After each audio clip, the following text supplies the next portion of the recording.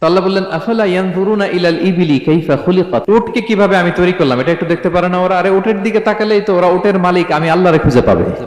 উটের কথা আল্লাহ কেন বললেন? উট হচ্ছে এমন আজীব একটা প্রাণী যেটা প্রাণী বিজ্ঞানীদেরকে হয়রান করে দিয়েছে। আল্লাহু আকবার, আপনি অবাক হবেন উটের যে ফিচার আল্লাহ তাআলা দিয়েছেন। মক্কার লোকেরা উটের গোশত খাইতো, উটের দুধ খাইতো, উটের চামড়া দিয়ে দ্য ফাইনেস্ট লেদার তারা বানাতো, উটের উপর মাল নিয়ে বোঝাই করে এক প্রান্ত থেকে আরেক প্রান্তে পাড়ি দিত, নিজেরা উটের উপর রাইডিং করত। এবং উট হচ্ছে এমন প্রাণী যেটা একসাথে 1 মাস না খেয়ে বেঁচে থাকতে পারে। 1 মাস পানিও খাওয়া লাগবে না, খাবারও খাওয়া লাগবে না। প্রাপ্তবয়স্ক একটা উট একসাথে 200 লিটার পানি খেয়ে ফেলতে পারে। এবং উটের পেটের ভিতরে একটা স্পেশাল ওয়াটার চেম্বার আছে, ওই চেম্বারে রেখে দেয়, যখন লাগবে ওইখান থেকে নিয়ে নিয়ে বেঁচে থাকে। 1 মাস না খেয়ে বেঁচে থাকে কি করে? উটের পিঠে দেখবেন একটা কুজ আছে, এই পুরো কুজটা হচ্ছে চর্বির আধার।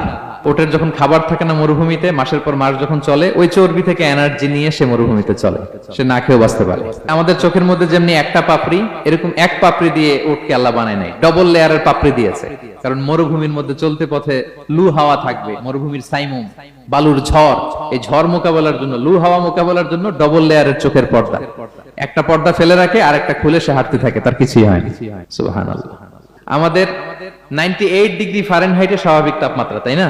99 ডিগ্রি হলে আমাদের জ্বর, 100 ডিগ্রি হলে জ্বর, 101, 2 সর্বোচ্চ আমরা সহ্য করতে পারি। এর বেশি যদি হয়, 103 ডিগ্রি হলে বেহুশ হয়ে যায় মানুষ। 4 ডিগ্রি হলে আমাদের দেহের ভেতরে যে কোষগুলো আছে এগুলো মরে যায়।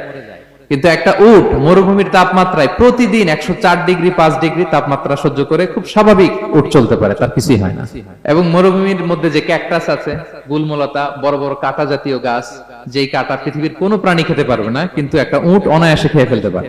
উটের জিহ্বাকে এবং পাকস্থলীকে আল্লাহ এমন স্পেশালি মেড করেছেন, যত কাঁটা দিবেন খেয়ে সাবার, ওর কিছুই হয় না। সুবহানাল্লাহ বিহামদিহি।